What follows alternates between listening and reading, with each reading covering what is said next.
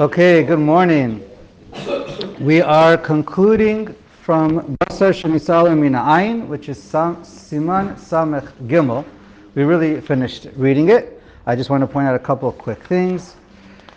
Is the poskim point out that for the issue of Basar Shenisalim Min Ayin, even in Amaretz is Ne'aman, not necessarily such a big chiddush, but they point that out.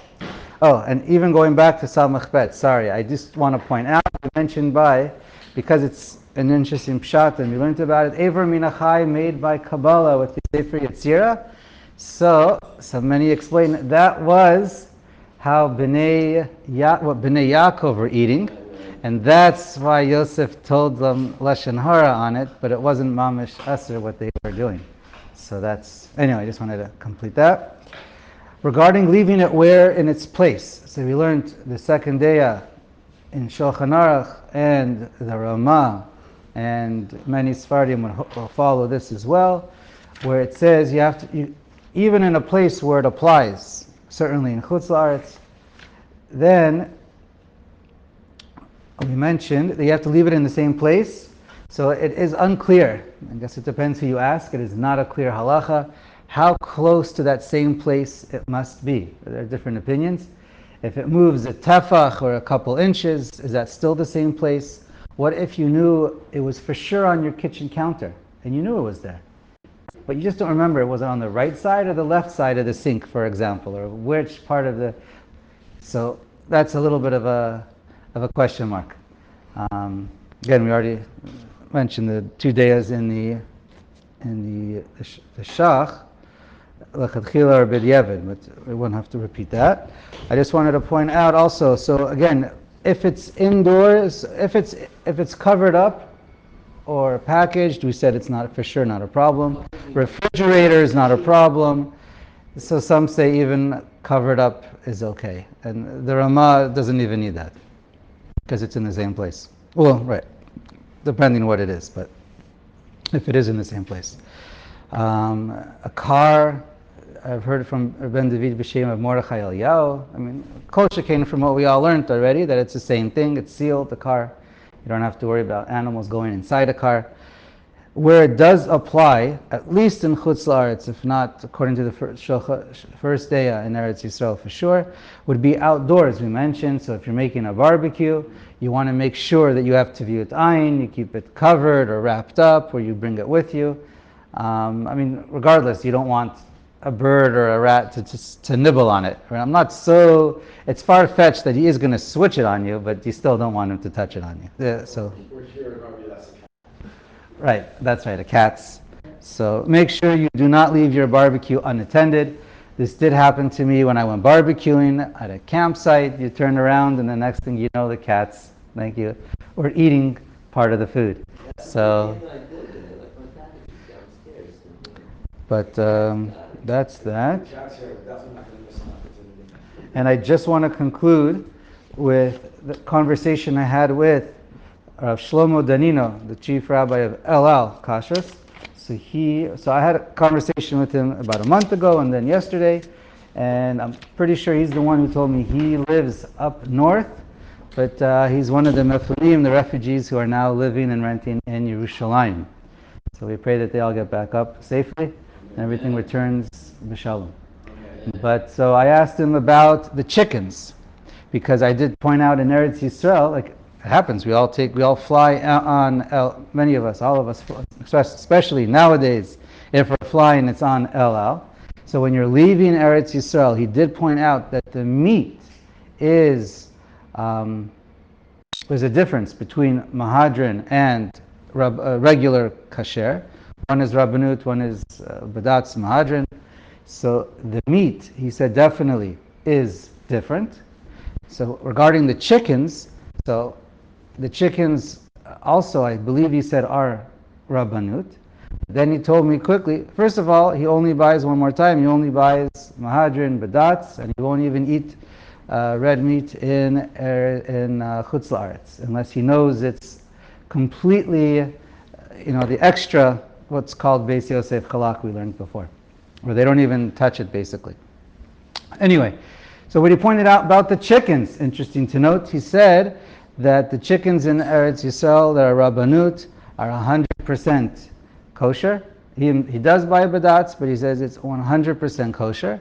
And they do basically, I forget if he said that they do somewhat check the lungs, but I think what he did say is even the Rabbanut, they do check the Tzomet Hagidim, but how? They do a sampling every so often. I think we mentioned this earlier. And once they reach, and so they're looking at it, feeling for it, and if anything is weird, so then that's when they cut the skin and check to make sure that there's no problem. But they don't, badats will slit every single chicken, the skin, to check the tzomet tagidin, but that's chumrah. But he says 100% kosher is all the Rabbanut chickens nowadays. It's a high level. He says our chickens in Eretz Yisrael Rabbanut are better than the chickens in Chutz La'aretz. Because he said, I can't repeat exactly what he said, but basically if there's this is what he told me, if there's 4% issues in Eretz Yisrael, then they do check every single chicken, even Rabbanut, if it reaches a certain number. But in Chutz La'aretz, the standard, he said, is 18%. So I'm just repeating what he said. And so basically, it's pretty exact. I can't explain it with more detail than that. But that's regarding the chicken. So he said, Lamaisa, if that's what you have to eat, it's certainly kosher. If you choose to eat it or not, that's up to you. But it's certainly kosher, the chickens. That's no question. And then I asked him, what about fruits and vegetables? So then, because you can get an apple, you can get whatever comes on the plane on ElAl. So then he said, so the two sources on ElAl, there's one that's badat and there's one that's not. But he said also 100%, again I'm repeating what he said, 100% Rabbanut for fruits and vegetables, they take care of Trumas and Masra. So he says you don't have to think twice about it. You can have all the whatever, the apples or produce, whatever they serve on there. I'm just repeating what he said. Does that include oral? Yeah, of course, 100%. And he says from 10 years ago, Rabbanut is not the same it was. Nowadays, often people, they speak about one hashgacha versus another based on what they hear from somebody, what they heard from somebody, and often it's 10 years later. The Rabbanut is not the same, but again, we're not talking about just going to some Joe Schmo on the street. We're talking about anything that's done with proper Rabbanut hashgacha. You say they do Trumos and Masros 3 times in general. Every time it moves from one place to another, and they have proper supervision. So he also said when it comes to that, you don't have to worry about it. All right, that was just my conversation with him. And I've heard similar from others, but anyways, ask your Rav what you want to do with that. Okay, let's start with Cheilev. All right. I did send out some pictures just to help try and reference you. I can show you later, but just to help try and get an understanding of which is the treif chaylev that has a lav with kares, if one eats a kazayit of it. So again, Siman Samach Dalet, Eza chalavim heim hamutarim v'asurim la'achila. And again, there's in the beginning of Sefer Vayikra, I believe it's Perek Gimel, I sent that out, where it talks about the korbanos by shlamim, and it describes the korban, the chaylev that you put as for the korban, and from there we see which is what's aser. And the two main chaylev that are mentioned from the psukim, there's chaylev hamechaseh hakerev, and it's ElAl hakerev, one that's above the digestive innards, and one that's surrounding it, all around. So I think we'll explain a little bit more as we go along. And the chaylev on the kidneys and a few other parts, right? There's a little bit that's by the tail. Most of the tail is okay, of a kevis. Just the kevis has that extra fat of the tail. Most of it is fine. I'm not sure if you got it yet, but there's a diagram from Sichas Chulin on where that ends. But really, for something like that, you need a masara to learn exactly with the animal itself. And okay, so let's start with Aleph. Aleph reads Cheilev, Shor v'kesev, Ve'ez aser v'shel sha'ar minim mutter. Okay, so chaylev is aser if it comes from a behema, a behema tahora, only a behema tahora, and shor, so it could be a behema gasa or behema daka, sheep, goats, or cows, in reverse order, sorry. So those are aser. But other minim, such as from temeot or chayot, there's no isser of chaylev. Okay, I'm not going to get into it, but just to refer you to the Shach Taz and Samnosi Kelim, where they argue about, or they discuss the possibility nafkaminas. Lamaisa for us is not so practical nafkaminas, but if you're going to make business with it, for lavin, if a person makes a neder, so does it include, or if you're chashid for one mean versus another mean, ayin sham, if it makes a difference. To know if chaylev is for timeos, that it doesn't apply. Okay, so let's go on. Koi chelbo aser. Now, koi is also aser, right? That's a suffix behema suffix chaya. So the din is it's aser. Okay, bet. Hashochet et habehema. Umatza ba ubar ben shmona u ben tisha ben chay ben meit. Chelbo v'gido mutter. So one shechts an animal, opens up the cow, and inside you find the fetus, and it's 8 or 9 months old. It doesn't matter if it's alive or dead. It's because once you shechted the animal, the chaylev and the gid is mutter. The who ben teisha mutter dafka b'shelo hifris al gabe karka. But once so that's because it's similar to the halacha we learned by shchita ben pakua. So since it was shechted in there and it's considered just an extension, it doesn't have its own chaylev or gid to make it aser. Therefore, this animal is mutter. That's assuming it never walked. Once it was born and it walked, so then it has an Isser Derabanan of Maris Ayin, just like we learned by Ben Pekua, by Shchita. Well, im ifris agabe karka aser. Once it steps foot alive, then it's aser.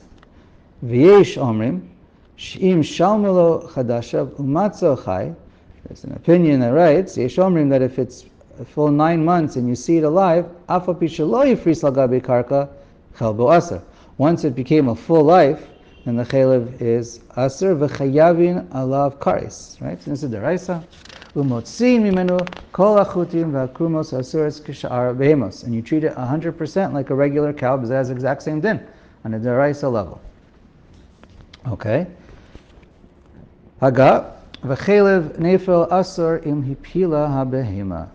Okay, so the Rama writes, now if you have a stillborn comes out, so then the chaylev is aser. This is without shchita, right?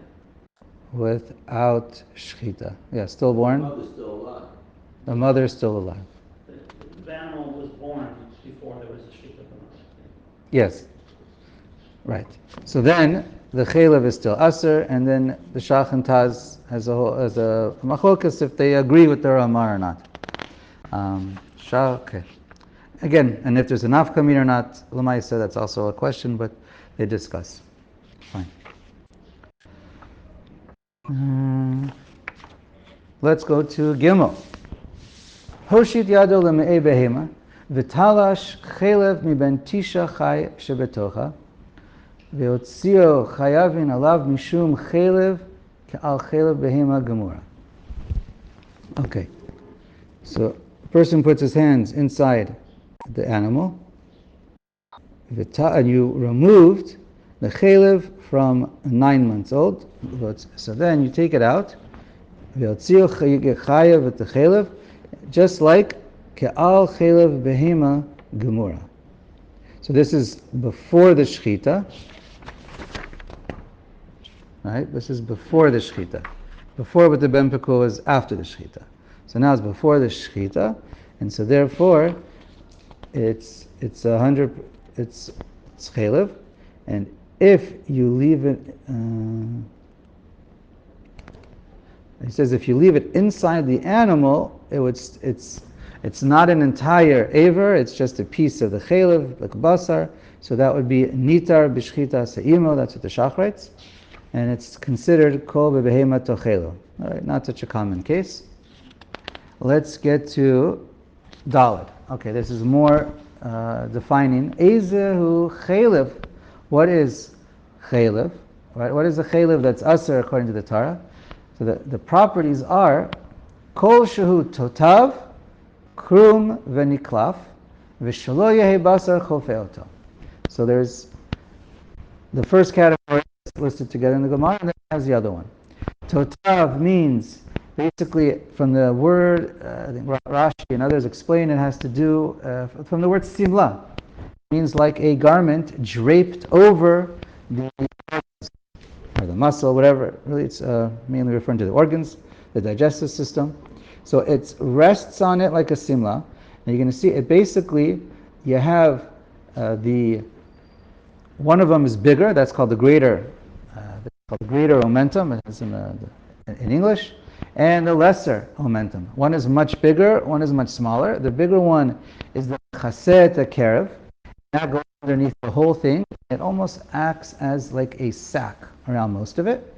And then the al hakerev, that chaylev, basically it's attached to it a little bit, and to the other chaylev, and it rests and covers up. It just lies and drapes over the middle two stomachs, mainly the hemses, but mainly that one. Okay. Fourth picture that you sent. The fourth picture? Okay. But a few of them show from different angles and drawings and not. Okay. And then the other criteria, okay, so that's the totav. The krum means in order for it to be chaylev, by definition, chaylev that's aser, it has to have a membrane around it. And veniklaf. And it has to be where it's easy to peel away. So Rashi and others say it refers to the membrane.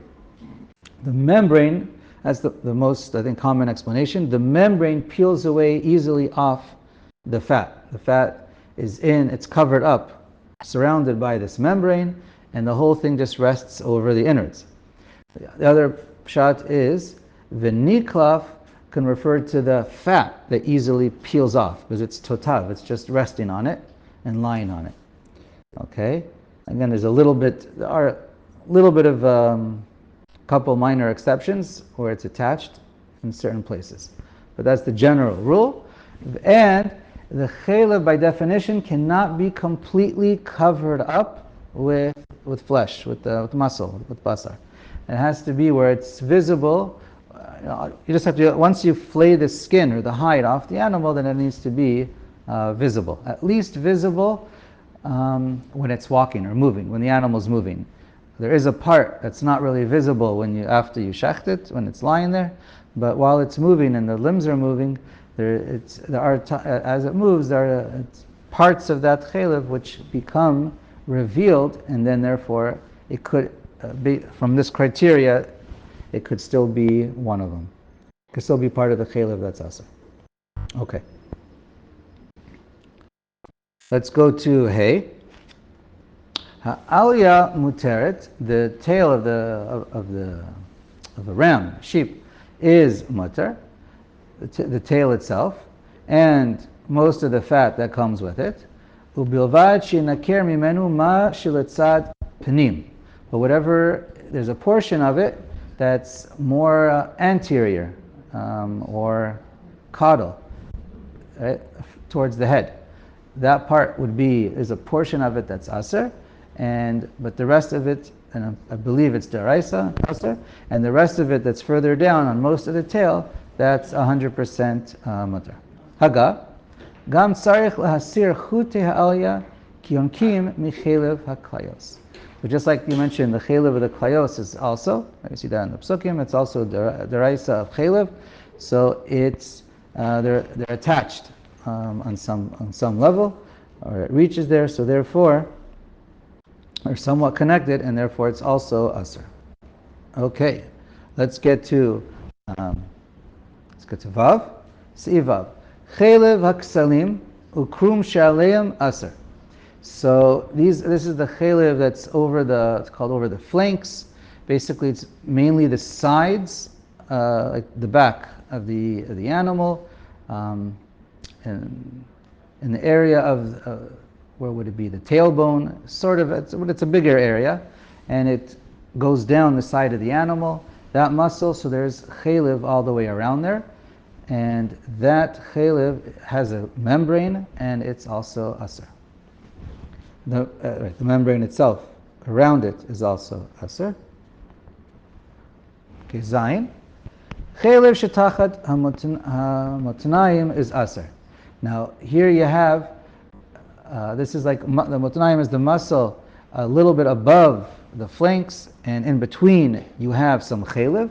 That cheilev is aser deraisa. So that's the cheilev that's usually completely covered after you shecht it. But while the body moves, while it's alive, then parts of that cheilev is revealed. So therefore, it fulfills the criteria of shelo yehi basar chofe. Haga v'seder nikur elu chalavim tzarich riyah min habaki b'nikur. So the Rama says for us, you're not going to really understand everything perfectly, right, or know exactly which cheilev is mutar aser unless you learn from a baki, from an expert who learned from another expert of how to do nikur. And it's difficult to explain all this in this book. And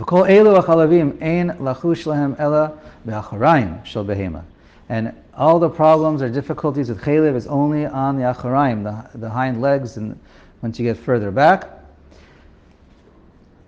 But the anterior or caudal half of the animal, ein bahem mechalavim elu. There's no cheilev that's aser, you don't need to worry.